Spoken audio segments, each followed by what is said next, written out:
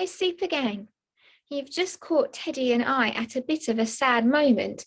We were playing on the slide and Teddy fell off the end and she's hurt her knee. But I found my special first aid kit. I don't know if you have one of these at home. And I thought I'd look inside and see what I could find to help make Teddy feel better. So inside my first aid kit are all sorts of things. But I found a wipe and I can clean the graze on her knee. So give it a bit of a wipe, make sure there's no dirt. And then I think the best thing to do would be to put a plaster on. Have you ever had a plaster put on a graze at home? We use plasters to stop dirt getting into grazes on our legs. Let's have a look. There we go. I think that's all better now. Do you know, doing this today and looking after Teddy has reminded me of a story that I know from the Bible about somebody who helps not their friend, but somebody they don't even like. And this story is quite fun. It's got a donkey in it. Shall I read it to you? It's called Donkey to the Rescue. Donkey was always feeling grumpy. It was hot. He does look very grumpy, doesn't he? He had to carry such heavy loads. Can you see all of the things that the donkey is carrying?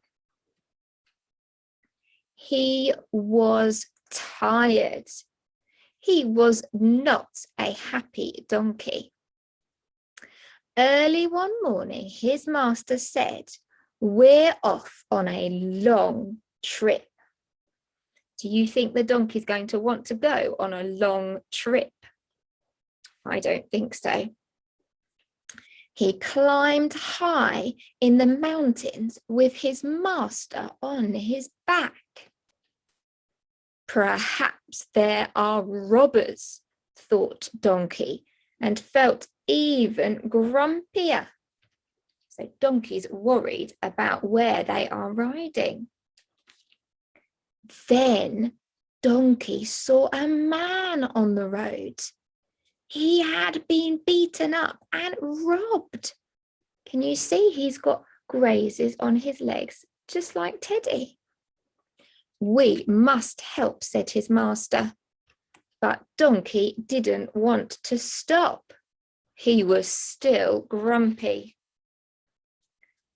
"Whoa!" cried his master. Donkey's master jumped down and carefully bandaged the man.